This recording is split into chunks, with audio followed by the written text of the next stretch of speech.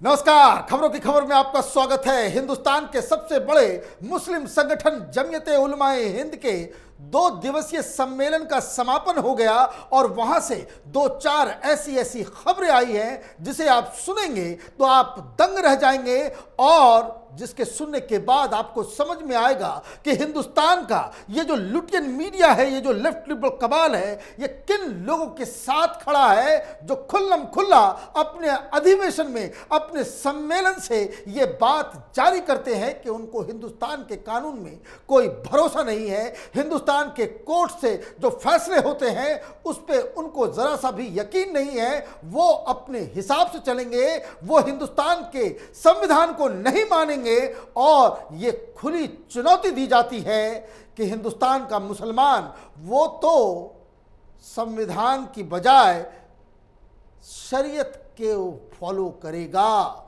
मतलब शरीयत संविधान से ऊपर हो गया। यही इस 2 दिवसीय सम्मेलन का पूरा प्रारूप है। जो प्रस्ताव पास किए गए हैं उसमें ज्ञानवापी जो परिसर है उस पर जो विवाद चल रहा है उस पर प्रस्ताव पारित किया गया, जिसमें यह कहा गया कि वो किसी भी कीमत पे मस्जिद के ऊपर कॉम्प्रोमाइज नहीं करेंगे। सुप्रीम कोर्ट के फैसले के ऊपर भी निराशा जताई गई, कंडेम किया गया। ये कहा गया कि ये बहुत ही गलत फैसला मुसलमानों के खिलाफ हो रहा है। प्रस्ताव कृष्ण जन्मभूमि को लेकर के भी हुआ, वहां मसला अभी ये सारी चीजें कोर्ट्स में है, लेकिन ये लोग पहले से ही जज बनकर अपने अपने हिसाब से ऐलान कर रहे हैं, मुसलमानों को भड़काने की कोशिश कर रहे हैं और सरकार को चेतावनी दे रहे हैं। और सबसे हैरान करने वाली बात, खुले रूप से यह कहा गया इस मंच से कि हिंदुस्तान के अंदर कोई यूसीसी नहीं लगाई जा सकती। मतलब ये कि यूनिफॉर्म सिविल कोड का विरोध किया गया और मुसलमानों को ये आगाह किया गया, उनसे यह अपील की गई है कि अगर कोई सरकार यूनिफॉर्म सिविल कोड लाती है तो उसका विरोध, जिस हिसाब से शाहीन बाग में जो फर्जीवाड़ा किया गया, जो कानून कह नहीं रहा था उसे अफवाह बना करके कि मुसलमानों की नागरिकता चली जाएगी, मुसलमानों को डिटेंशन कैंप में डाल दिया जाएगा, मुसलमानों की नसबंदी करा दी जाएगी, मुसलमानों से कागज मांगा जाएगा, इस तरह के अफवाह को फैला करके जिस तरह का आंदोलन किया गया, जमीयते उलमा हिंद ने आज अपने सम्मेलन से यही ऐलान किया है कि अगर मोदी सरकार यूसीसी लाती है तो पूरे देश में वो प्रदर्शन करने वाले हैं। अब 2-3 बातें और, इसमें ट्रिपल तलाक के ऊपर जो बदलाव किया गया है उसको भी कंडेम किया गया है। सेमिनार में न सिर्फ संविधान को नीचा दिखाया गया, शरीयत को ऊपर दिखाया गया, साथ ही साथ मुसलमानों को यह बताया गया कि आपको शरीयत के ऊपर ही डटे रहना है। तलाक किसी को लेनी है तो 2 व्यक्ति आपस में ही शरीयत के हिसाब से डिसाइड कर लो, कानून क्या कर लेगा।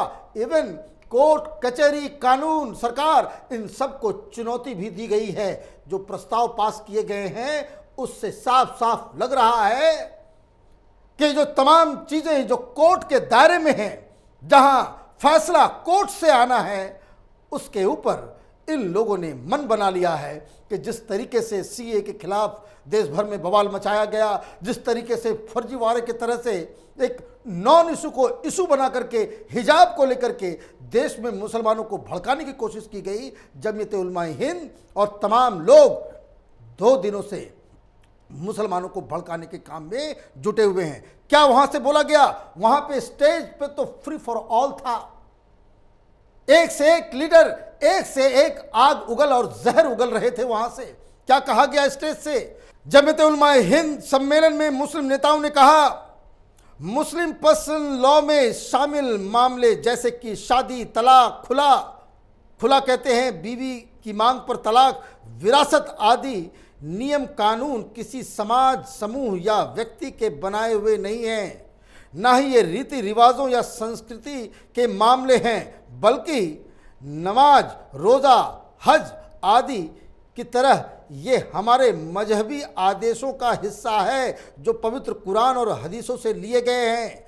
इसलिए उनमें किसी तरह का कोई बदलाव या किसी को उनका पालन करने से रोकना इस्लाम में स्पष्ट हस्तक्षेप और भारत के संविधान की धारा 25 में दी गई गारंटी के खिलाफ है।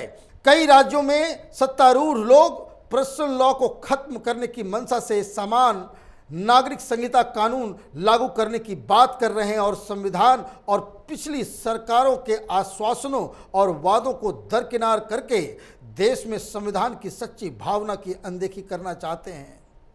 साफ साफ कह दिया गया कि ये जो मुस्लिम महिलाओं के साथ अत्याचार होता है, किसी को भी कभी भी आप 3 तलाक बोल करके आप उसे घर से बेदखल कर सकते हैं। जिस तरीके से विरासत का मसला हो, शादी का मसला हो, ये तमाम चीजें जो संविधान के मुताबिक देश की सरकारों को पहले ही लागू कर देनी चाहिए। ये कहते हैं कि भाई ये देश हमारा है, लेकिन हम देश के कानून को नहीं मानेंगे, देश के संविधान को नहीं मानेंगे। किसी भी राष्ट्र में, किसी भी देश में अगर वहां संविधान है तो तमाम नागरिक को बराबर का अधिकार दिया जाता है, लेकिन ये स्पेशल राइट्स मांग रहे हैं। क्यों? क्योंकि इनकी पूरी की पूरी एम्फेसिस इस बात पे है कि जो मुस्लिम महिलाओं के साथ जो अत्याचार हो रहा है वो अत्याचार जारी रहे। अब मसला यहाँ पे ये है कि ये बता रहे हैं वही बेकार की बातें। कोर्ट में कई बार इन सब चीज़ों के ऊपर बहस हो चुकी है, लेकिन फिर भी इनको ये जिद है कि यूनिफॉर्म सिविल कोड लाने के बाद हम पूरे देश भर में इसका विरोध करेंगे। ये ऐलान भी इस सम्मेलन से किया गया। क्या कहा गया? जमीयत उलमा हिंद का ये सम्मेलन स्पष्ट करना चाहता है कि कोई मुसलमान इस्लामी कायदे कानून में किसी भी दखल अंदाजी को स्वीकार नहीं करता।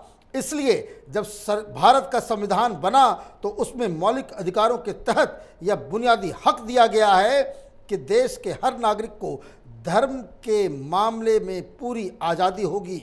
उसे अपनी पसंद का धर्म अपनाने, उसका पालन व प्रचार करने की आज़ादी का बुनियादी हक होगा। सम्मेलन में कहा गया, अगर कोई सरकार समान नागरिक संहिता को लागू करेगी तो मुस्लिम और अन्य वर्ग इस घोर अन्याय हरगिज स्वीकार नहीं करेंगे।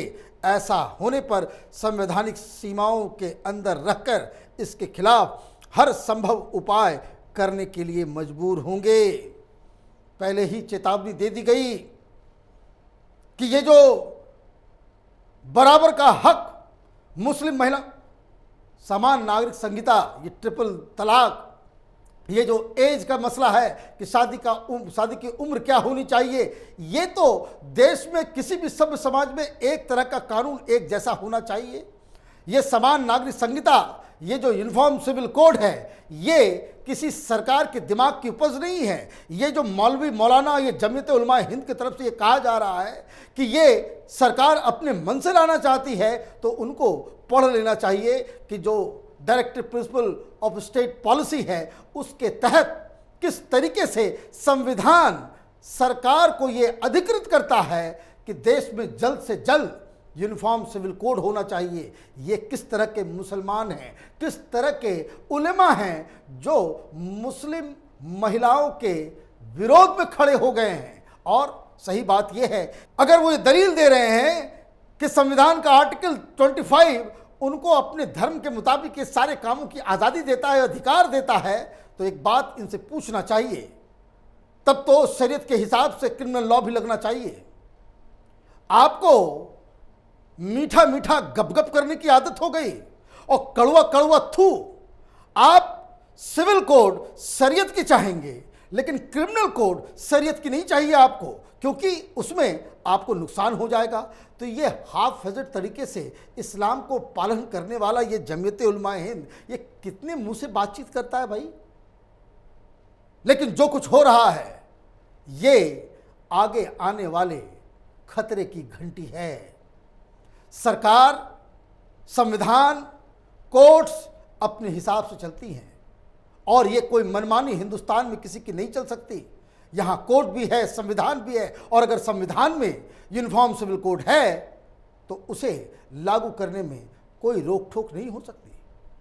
आप ये कह रहे हो कि भाई मोदी सरकार जब से आई है मुसलमानों के ऊपर बड़ा अत्याचार हो रहा है, मुसलमान को बकायदा चुन चुन के उनको तंग किया जा रहा है, उनके जो मस्जिदों को हड़पने की कोशिश की जा रही है। इस तरह की बातें भड़काने वाली ये कई बार कई नेता इस स्टेज पे आए और 2 दिन से ये जहर उगलते रहे, लेकिन किसी ने ये नहीं कहा कि इस्लाम में किसी मंदिर को तोड़ के मस्जिद बनाने को अवैध माना जाता है। आप जिद करेंगे इस्लाम का, आपको कुरान, आपको हदीस, आपको इस्लाम उस समय पसंद है जब आपको अपनी जिद पूरी करनी है, जब आपको अपनी मांगे, अपना जिसको कह सकते कि अनर्गल चीज़ों को मनाने की ज़रूरत होती है, तब आप हवाला दे देते हो। लेकिन जब कानून और कोर्ट की तरफ से कोई फैसला आता है, और ये भी तब फैसला आता है जब कोर्ट के अंदर उन्हें कहा जाता है कि ये साबित करो कि हिजाब इस्लाम का अभिन्न अंग है, ये साबित करो कि मस्जिद तोड़ के बनाना, मंदिर को तोड़ के मस्जिद बनाना ये इस्लाम में जायज़ है। ये सवाल से ये भागेंगे, इन सवालों से ये भागेंगे, और ये चाहते हैं कि ये जो सिविल कोड हो वो तो इनके मन का हो, लेकिन क्रिमिनल कोड हो वो देश के संविधान का हो। मतलब ये क्यों ऐसे, ये जो चालाकियां ये इसलिए हैं कि अगर क्रिमिनल कोड को भी लाद दिया जाए इनके ऊपर कि पूरी तरीके से मुसलमान बनो, शरीयत को हाफ हैज़र्ड तरीके से क्यों एक्सेप्ट कर रहे हो आप? जो शरीयत में जो कानून है, चाहे वो सिविल हो या क्रिमिनल, ये दोनों को आप स्वीकार करो, तब ये भाग जाएंगे। क्यों?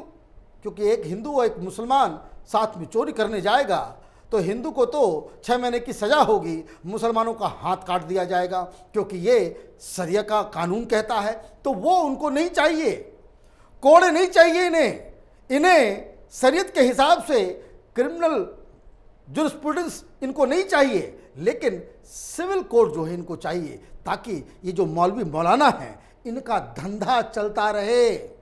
तब ये तो निकाह कैसे करवाएंगे, तब बाकी लोग कोर्ट में चले जाएंगे, फिर ये तलाक कैसे दिलवाएंगे, फिर ये हलाला कैसे करेंगे, तमाम तरह की चीज़ें हैं, कुरीतियाँ। मतलब ये कि ये 2 दिन का सम्मेलन जमीयत उलमाए हिंद, इन्होंने साबित किया कि वो मुस्लिम समाज के कुरीतियों के साथ खड़े हैं, महिलाओं के ऊपर हो रहे अन्याय के साथ खड़े हैं, और न्याय की बातों को दरकिनार करके मुसलमानों को भड़काने की कोशिश की जा रही है। ये केंद्र सरकार को, यूपी की सरकार को बहुत ही गंभीरता से इस तरह के संगठनों के क्रियाकलाप के ऊपर ध्यान देना चाहिए। आप देखते रहिए कैपिटल टीवी, हमारे वीडियोस को लाइक कीजिए, शेयर कीजिए और हमारे चैनल को सब्सक्राइब कीजिए। धन्यवाद।